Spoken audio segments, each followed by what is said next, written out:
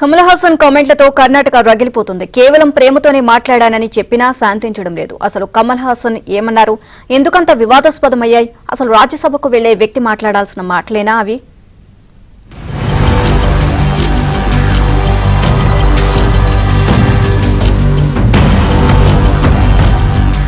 Tug life cinema promotion లో భాగంగా విలక్షణ నటుడు కమల్ హాసన్ వివాదాస్పద వ్యాఖ్యలు చేశారు. కన్నడ సూపర్ స్టార్ శివరాజ్ కుమార్ ముఖ్య అతిథిగా హాజరైన కార్యక్రమంలో మాట్లాడుతూ తమిళం నుంచే కన్నడ భాష పుట్టిందన్నారు. తన మాతృభాష తమిళమని, దాన్ని చాలా ప్రేమిస్తానని తమిళం నుంచే కన్నడ వచ్చిందన్నారు. కన్నడకు తమిళం మాతృభాష అన్నారు. కమల్ వ్యాఖ్యలపై కన్నడ పరిరక్షణ వేదిక తీవ్రంగా మండిపడింది. కమల్ థగ్ లైఫ్ సినిమాను కర్ణాటకలో నిషేధించాలని, ఆయన సినిమాలను కర్ణాటకలో ఆడనివ్వబోమని హెచ్చరించారు. కన్నడను తక్కువగా చేసి కమల్ మాట్లాడారంటూ కర్ణాటకలోని పెద్ద నగరాల్లో ఆందోళన వ్యక్తం చేశారు.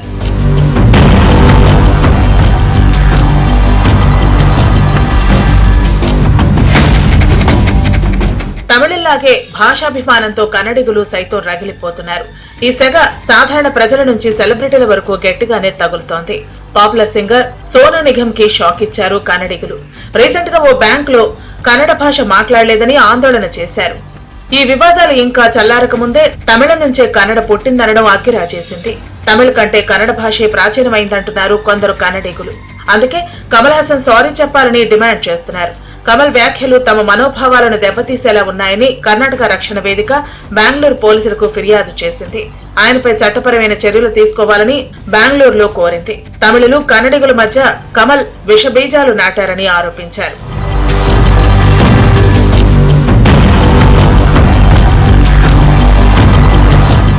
కమల్ హాసన్ వ్యాఖ్యలు చూస్తే కేవలం కాంట్రవర్సీ కోసమే ప్రయత్నించారని అర్థమవుతోంది.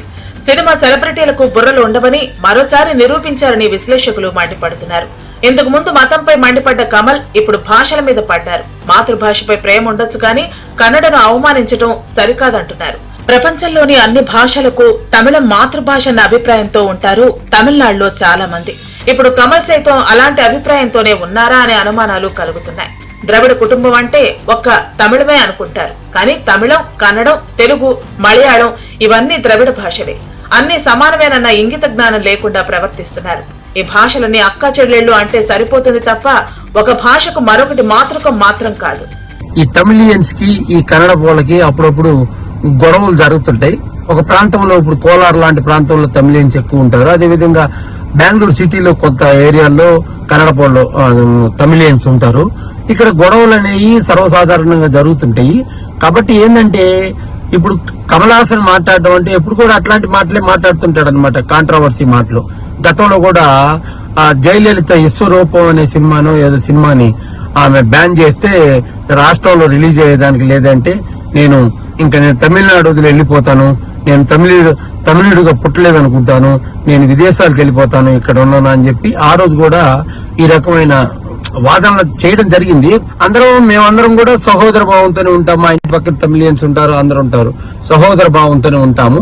కమల్ హాసన్ తమిళనాట పార్టీ పెట్టినా ఎవరూ పట్టించుకోలేదు. దీంతో డిఎంకే తరపున రాజ్యసభకు వెళ్లాలని ప్రయత్నిస్తున్నారు.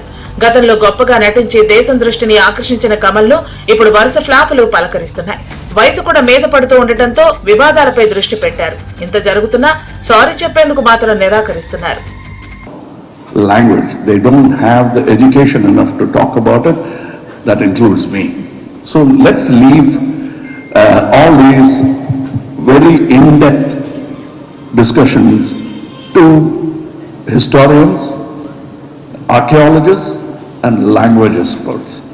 Both those who criticized me for this statement of love I spoke to Mr. Shivanna. His father is like my father, elder brother, whatever you call it. We are a family, and so are the languages. If you look at it from the northern point of view, yes, what they say according to them is right. If you look at it from Tenkumari, then what I say is right. There's a third angle to it. That's what I said, the scholars and language experts.